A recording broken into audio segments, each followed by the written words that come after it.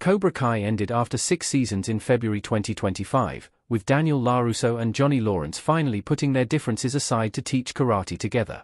It was the perfect ending for the two characters, who'd been rivals in one form or another ever since 1984's The Karate Kid. However, this was the ending to a very different Cobra Kai from the show's first 2 seasons. Although Johnny was a central character in the show's initial episodes, with Daniel also playing a prominent role, its main focus was actually on a new generation of karate students.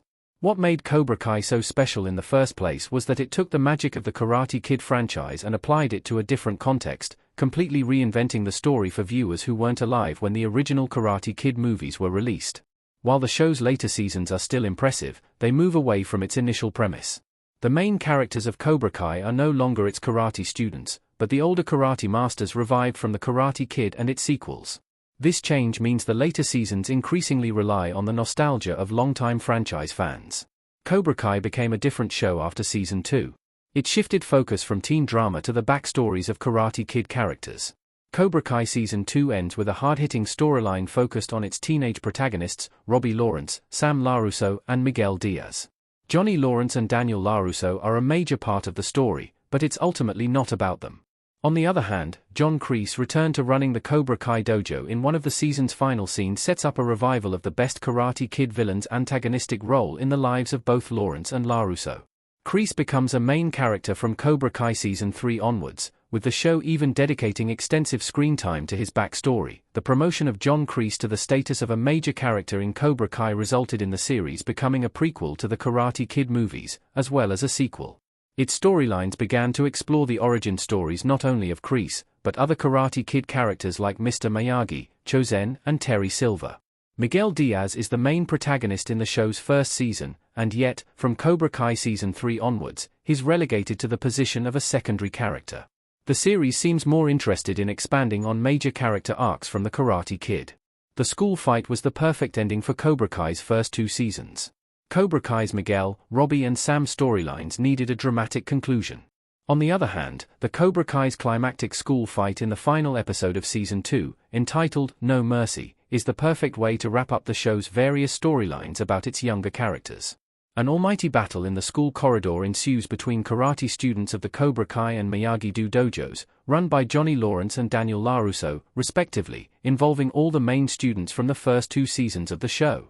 The fight concludes with a tragic accident, as Robbie Lawrence accidentally kicks Miguel Diaz off a stairwell, causing him serious spinal injuries. This shocking conclusion is a downer for the season to end on, but it reflects the harmful direction in which the rivalry between Lawrence and LaRusso's karate schools was heading.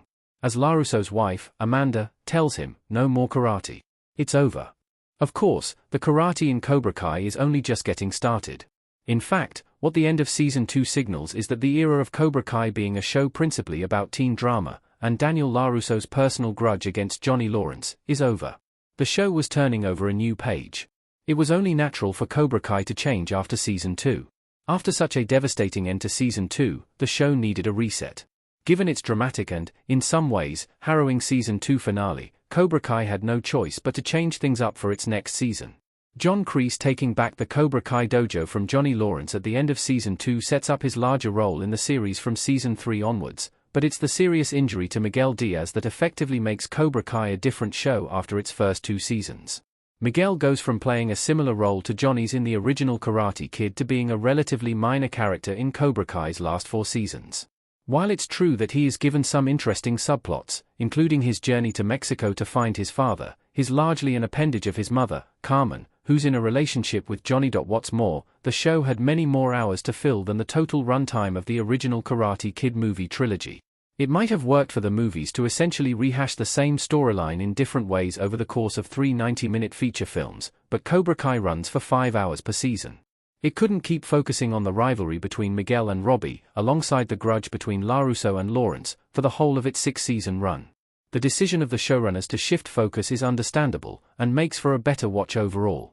I love Cobra Kai, but I like the show's earlier seasons better. All 6 seasons are great, but seasons 1 and 2 bring more originality to the table. Cobra Kai Dojo.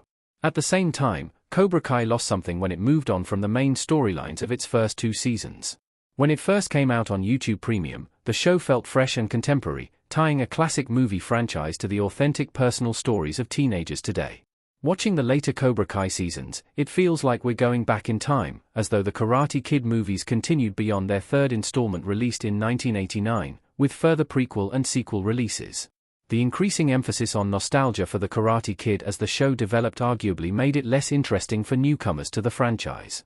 Cobra Kai is its own show, which has deservedly become enormously successful on its own terms. It also does a much better job of balancing the legacy of the original Karate Kid with bringing something new to the table than 2010's cinematic Karate Kid reboot.